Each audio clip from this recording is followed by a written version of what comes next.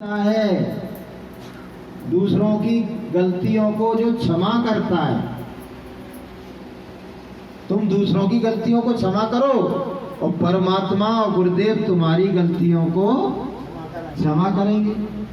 किसी ने जरा सी कोई गलती कर दी साहब, तुम उस पर बन बैठे, उस पर बरस बैठे, यानी कि तुम तो क्षमा नहीं कर रहे। और परमात्मा और गुरुदेव से चाहते हो कि हमारे गुनाहों की वो माफी करें, तो भाई तुम भी तो करो उनकी गुनाहों की माफी। दया का उल्टा होता है याद। परमात्मा उन जीवों की याद करता है जो जीव मात्र पर दया करते। गुरु महाराज कहते थे, कोई कहता था कि गुरु महाराज हमारा अच्छी बातों में मन नहीं लगता है, ना तो सत्संग में जाने की इच्छा होती है और ना भगवान का नाम लेने की इच्छा होती है और ना सत्संग के वचन सुनने की इच्छा होती है। तो गुरु महाराज कहते थे कोई बात नहीं है, शुरुआत यहाँ से करो। सबसे पहले अवश्य भोजन खाना बंद करो। प्राणी मात्र का मुर्दा मांस, अंडे, इनको खाना बंद करो। और करना क्या है, उनके प्रति दया भाव लाओ। चिड़ियों को दाना डालो, जीव जंतुओं को भोजन खिलाओ।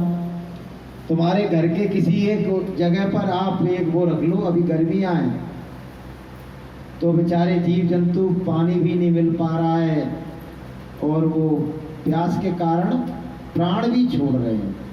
गर्मी इतनी पड़ रही है कि वो ऊपर से गिर के दम छोड़ रहे हैं, मर जाते हैं, पानी नहीं मिलता है। ऊपर एक बेल लगी थी, एक दिन पानी उसमें नहीं डालना भूल गए, पूरी बेल सूख गई साहब। तो ये हमारा हाल है, हम एक दिन पानी नहीं पिए ऐसी गर्मी में क्या हाल हो जाएगा। तो दया भाव हमको क्या सिखाता है कि भाई उनके लिए एक जगह पानी भर के रख दो है और थोड़ा सा दाना पानी वगैरह उनको डालते रहो जीव जंतुओं को। तो अगर आपने 6 महीने ये कर लिया, शाकाहार का व्रत और प्राणी मात्र पर दया, तो गुरु महाराज कहते थे कि परमात्मा की ऐसी कृपा तुम पर होगी कि तुम्हारे मन में स्वतः ही ये विचार पैदा होने लगेगा कि मुझे भगवान की राह पर चलना चाहिए, मुझे कहीं सदगुरु की शरण में जाके आत्मा और परमात्मा का भेद जानना चाहिए और मुझे भगवान का भजन करना चाहिए। ये काहे से पैदा हुई? जीव दया से। जीव दया तू पाल तेरे भगे की क्या। तो बहनों भाइयों, भगवान की ओर तुम एक दिन में भगवान के यहाँ नहीं पहुंच सकते हो, लेकिन शुरुआत तो कहीं से करना ही पड़ेगी। अच्छाई की शुरुआत। एक बात को सुनो और उसके मर्म को जानो और उसको अपने जीवन में धारण करो। मैं आपको एक उदाहरण दे रहा हूं। इलाहाबाद पर गुरु महाराज ने एक कार्यक्रम किया था, महामानव कुंभ। तो गुरु महाराज ने कहा कि जीवात्मा पर करोड़ों जन्मों की गंदगी जमा है, तुम्हारे किए हुए कर्म जमा है। तुम ऐसा करो कि ऐसा सेवा भाव दिखाओ, सेवा से कर्मों की शुद्धि होती है।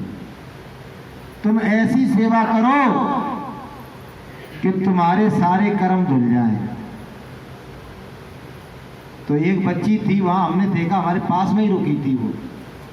वो क्या करती थी, पूरे उसमें झाड़ू लगाती थी। गुरु महाराज के वहां जो रुके थे वहां चारों तरफ झाड़ू लगाती थी।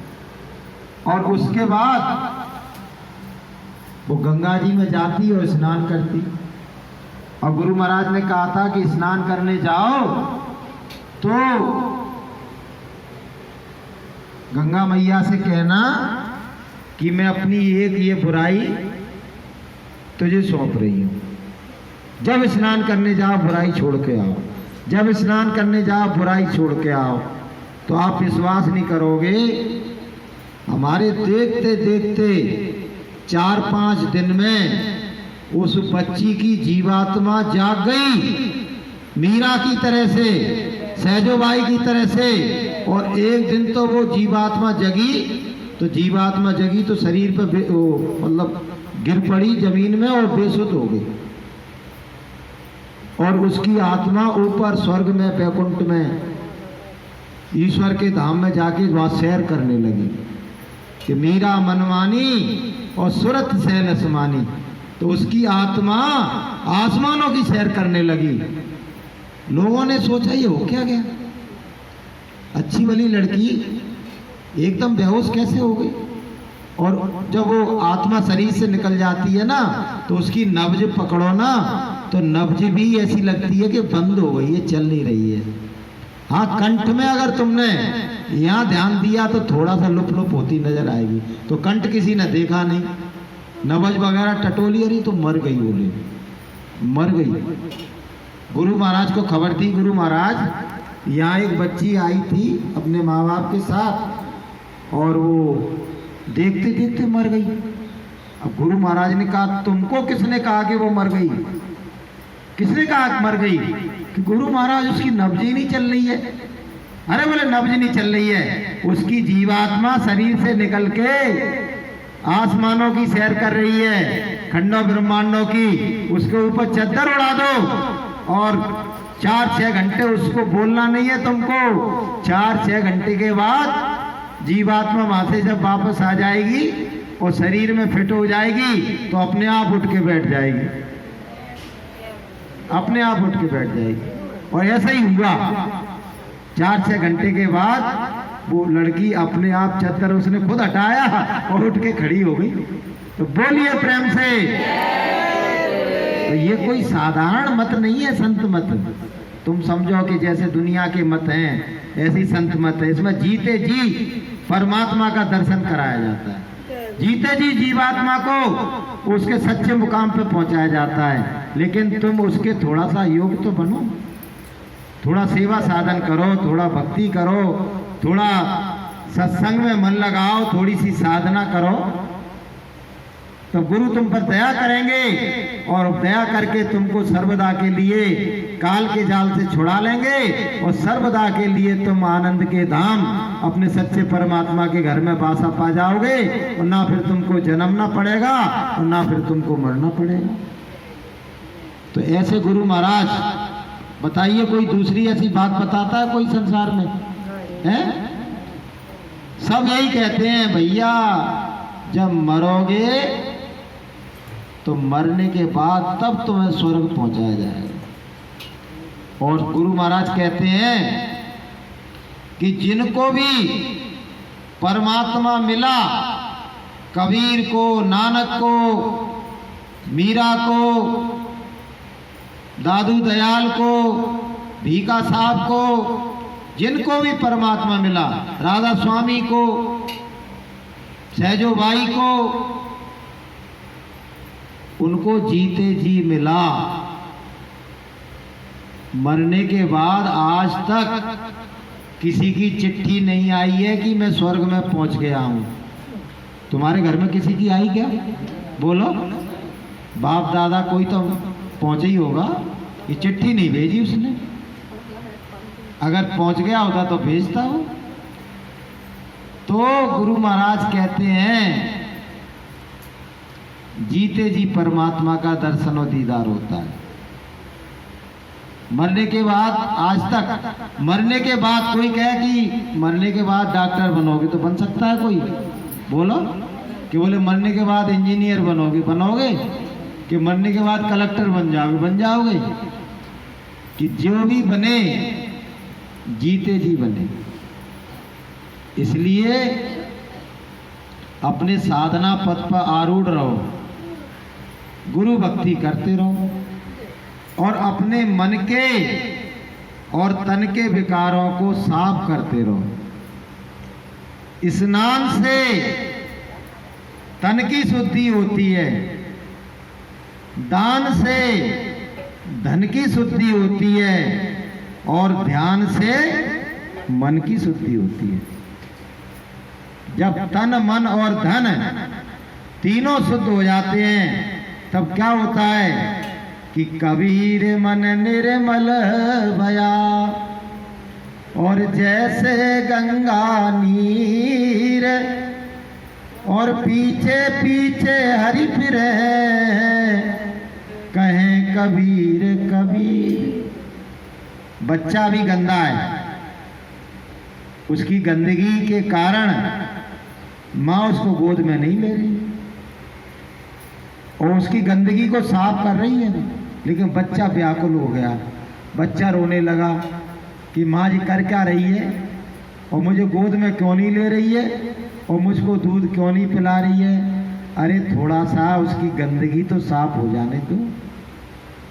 तन की मन की धन की जो गंदगी है गुरु महाराज, और एक जन्म की नहीं है, करोड़ों जन्मों की है, तो उसकी सफाई में लगे हुए हैं। और सत्संगी जन इतने में ही अधीर हो जाते हैं।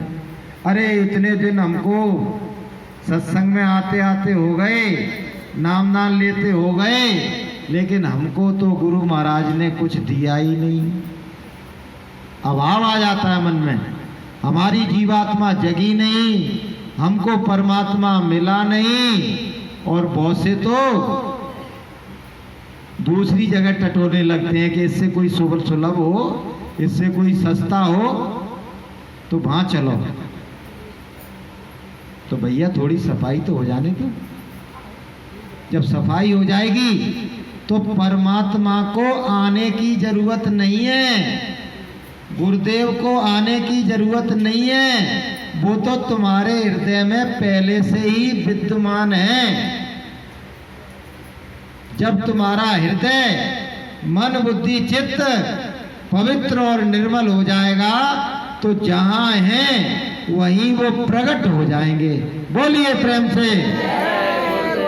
परमात्मा को कहीं से आने की जरूरत नहीं है। और गुरुदेव के लिए तो एक कहा ही गया है कि शब्द स्वरूपी संग है और कभी ना होते दूर, और धीरज रखियो चित्त में और धीकेगा सतनूर। वो तो हमेशा साथ है, शब्द रूप में, प्रकाश रूप में, आवाज रूप में तुम्हारे अंतःकरण में विद्यमान है। तुम जंगल में भी चले जाओ और वहाँ कानों में उंगली डालना तो वहाँ तुम्हारी कानों में शब्द की गुंजायमान हो रही है। इससे सिद्ध होता है कि गुरु रूपी परमात्मा सर्वत्र हमारे अंतर में विद्यमान है। बस हमको अपने अंतःकरण को पवित्र करने की जरूरत है, निर्मल बनाने की जरूरत है। तो अंतःकरण को पवित्र और निर्मल बनाने के लिए सबसे सुलभ साधन है परमात्मा के पवित्र नामों का सुमरन करना, जो गुरु प्रदत्त हैं, जो गुरु ने बताए, मन के नहीं। कि कोट नाम संसार में और या से मुक्ति न होए, और आदि नाम और गुप्त जप जप सो मुक्ति होए।